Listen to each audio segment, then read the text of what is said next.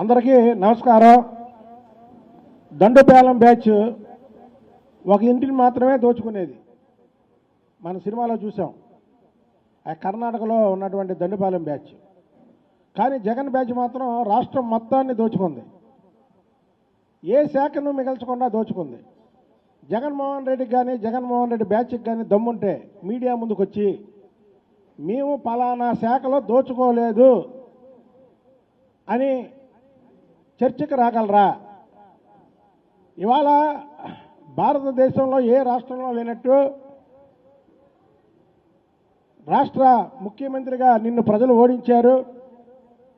ఓడించినప్పటి నుంచి కూడా ప్రతి శాఖలో ఉన్నటువంటి ఫైళ్ళు తగలబెట్టడం జరుగుతుంది. ఇది చాలా ఘోరం, చాలా అన్యాయం. అదేంటంటే ప్రభుత్వం మీదే కదా, మీరు పట్టుకోవచ్చుగా అంటారు.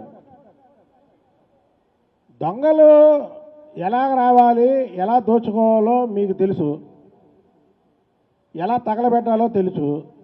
5 ఏళ్ళు అధికారంలో ఉన్నప్పుడు ఆ ఫైళ్ళు ఎక్కడ ఉన్నాయో మీకు తెలుసు. ఇవాళ ఫైళ్ళు తగలబెడుతూ మీరు నంగనాచి కబుర్లు చెప్తారేంటి?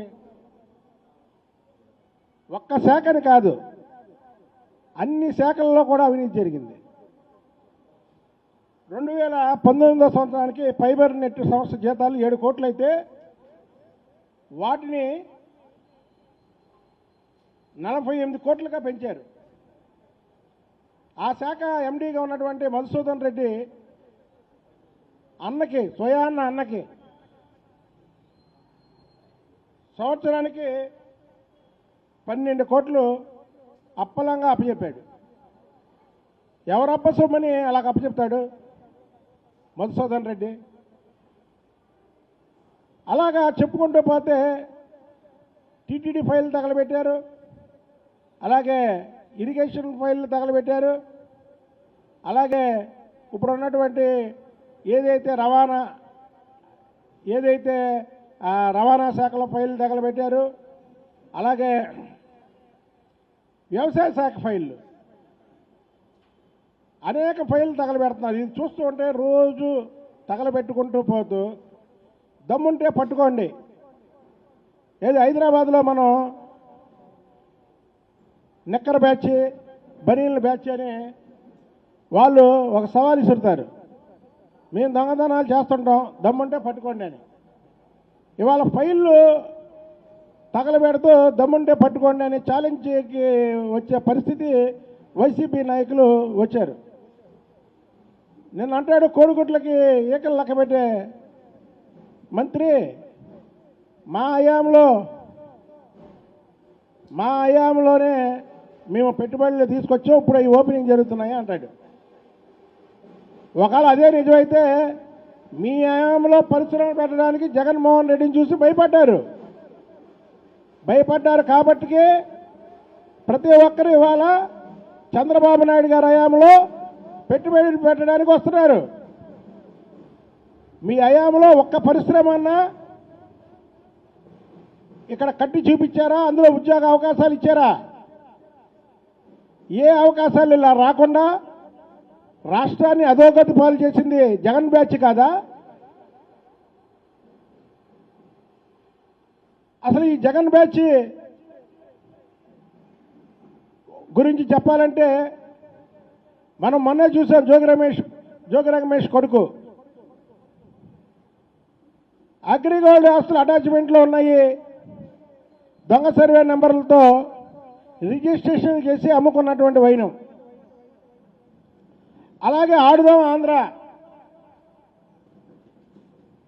రోజు నీతులు చెప్పే రోజా, ఆడుదాం ఆంధ్రాలో 100 కోట్ల పైగా అవినీతి. ఏంటి, ఏ శాఖలో జరగల చెప్పండి అవినీతి? ఫలానా శాఖలో జరగలేదని చెప్పండి. మనిషికి డబ్బు ఎంత కావాలి? తినడానికి, ఉండడానికి, కొద్దిగా పోనీ లగ్జరీగా బతకడానికి ఏదో కొద్దిగా గొప్ప కావాలి. ఈ భారతదేశంలో పేద కుటుంబాలే ఎక్కువ. అందులో అన్నపూర్ణ లాంటి ఆంధ్రప్రదేశ్లో ఈ జగన్మోహన్ రెడ్డి వచ్చాక అందరూ పేదవారైపోయారు. అయినా సరే వీళ్ళకి ఆశ చాలదు. వైసీపీ పాలనలో జరగని అక్రమం అరాచకం అనేది ఎక్కడైనా చూపించగలరా? ఇటు అమరావతి రైతుల కష్టాన్ని కానీ, అటు పోలవరం రావాల్సినటువంటి పరిహారాన్ని కానీ వైసీపీ నేతలు దోచుకున్నారు. అమరావతిని ఒక పక్క పాడు చేశారు. అలాగే పోలవరానికి రావాల్సినటువంటి గిరిజనులు ఏవైతే ముప్పు ప్రాంతాన్ని వాటికి రావాల్సినటువంటి నష్టపరిహారాన్ని కూడా దోచుకున్నటువంటి జగన్ బ్యాచ్. ఎందుకంటే మేమేం బూతులు తిట్టట్లా. బూతులు తిట్టిన వాళ్ళందరూ ఏమైపోయారో మనం రాష్ట్రంలో చూసాం. కాబట్టి బూతులు తిట్టకుండానే జగన్ బ్యాచ్ అని చెప్తున్నాం మేము. Dandupalem batch, Kotayya Jagan batch. అలాగే రైతులకు రావాల్సినటువంటి పరిహారాన్ని వైసీపీ నాయకులు అసలైన నాయకులకి రైతులకి అన్యాయం జరిగిందా లేదా? నకిలీ పట్టాలు సృష్టించి ఈ జగన్ బ్యాచ్ కోట్లాది రూపాయల పరిహారాన్ని జేబులో వేసుకున్నారా లేదా? రండి, ఇవాళ ఒకరో ఇద్దరు ముగ్గురు మీడియా ముందుకు వస్తున్నారు కదా. నేను అడిగిన ప్రశ్నలకి మీరు సమాధానం చెప్పండి. గేదె చేలో మేస్తే దూడ గట్టున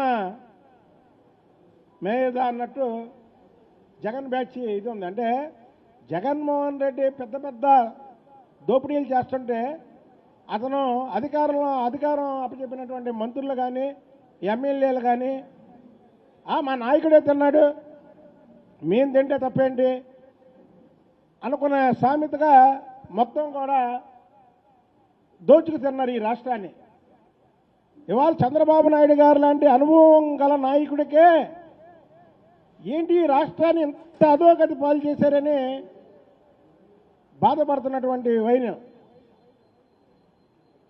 చంద్రబాబు నాయుడు గారు ముఖ్యమంత్రిగా ఆ పీఠం ఎక్కిన తర్వాత అక్కడ చూస్తే ఏ శాఖలో కూడా నీళ్ళు, అంటే శాఖలన్నీ కూడా భుజించేశారు వీళ్ళు. ఇది చాలా దుర్మార్గమైనటువంటి చర్య. దీని మీద వైసీపీ అలాగే జగన్ బ్యాచ్కి ఛాలెంజ్ ఇస్తున్నది ఒకటే. మేము వాళ్ళ అధికారంలో ఉన్న 5 సంవత్సరాలు మేము ఫలానా శాఖలో దోచుకోలేదు అని చెప్పగల దమ్ము ఎవరికైనా ఉంటే మీడియా ముందుకు రమ్మను, నేను వస్తా. అన్ని శాఖల ఫైళ్లు పట్టుకొని వస్తా. మీకు ఆ దమ్ము ధైర్యం ఉందా? మీకు ఆ దమ్ము ధైర్యం ఉంటే నేను రావడానికి సిద్ధంగా ఉన్నా.